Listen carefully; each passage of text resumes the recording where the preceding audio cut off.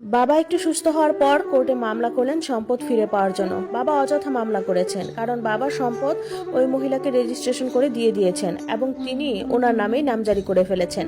সেটা আর ফিরে পাওয়া পসিবল না। অযথা মামলা করেন, টাকা নষ্ট। এমনিতেই আমার অনেক পরিশ্রমের টাকা, তার মধ্যে মামলার টাকা দেওয়া আমার দ্বারা সম্ভব না। আর বাংলাদেশে তো কোর্টের দেওয়ালেও টাকা খায়।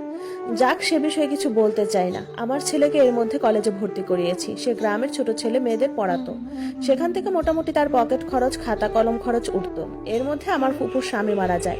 উনি মেডিকেলে চিকিৎসাধীন অবস্থায় মারা যায়। আমি আমার ছেলেকে নিয়ে মেডিকেলে দেখে আসি। আমি ওদের বাড়িতে যেতে চাই না, তাই মেডিকেলে আমার ছেলের বাবা আর তার বউয়ের সাথে দেখা হয়। আমার ছেলের বাবা আমার ছেলেকে জড়িয়ে ধরে কান্না করে। আমাকে জড়িয়ে ধরতে চাইলে আমি বলি, গায়ে হাত দিবেন না, দূরে থাকুন। এটা বলে আমি এক সাইডে আমার ফুফার লাশটা দেখে চলে আসি। আমি একা চলে আসি। আমার ছেলেকে বলেছি লাশের পাশে বসে কোরআন পড়বে। জানাজা পড়ে তারপর বাড়িতে এসো, মা ভাত নিয়ে অপেক্ষা করব। আমি চলে আসি আমার বাড়িতে। আমার বাবা হাঁটতে পারে না, এজন্য যেতে পারে নাই। আমার বাবা তার কর্মকাণ্ডের জন্য খুব অনুতপ্ত। আমি বাবাকে বললাম, অনুতপ্ত হয়ে আর লাভ কি, যা হওয়ার হয়েছে। মামলার পিছনে আর দৌড়াদৌড়ি করে লাভ নাই। আপনি হাঁটতে পারেন না, অযথা আমার ছেলের কষ্ট। আমি বাবাকে ভাত খাইয়ে দিলাম। আমার ছেলে মাগরিবের পর ওর দাদাকে মাটি দিয়ে আসে, এসে গোসল করে বলে, মা ভাত দাও, আমি সারাদিন কিছু খাইনি। আমি বললাম, খাও নাই কেন?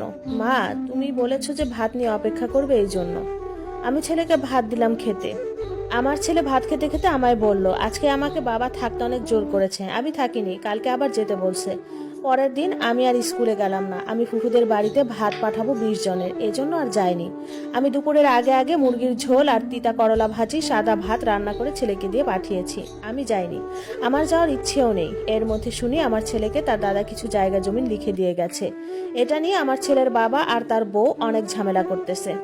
আমি তখন বিষয়টা নিয়ে কিছু বলি না, চুপ থাকি, কারণ এটা আমার ছেলের হক। আমার ছেলে জোর করে আদায় করেনি, তার দাদা তাকে লিখে দিয়েছে। দেখতে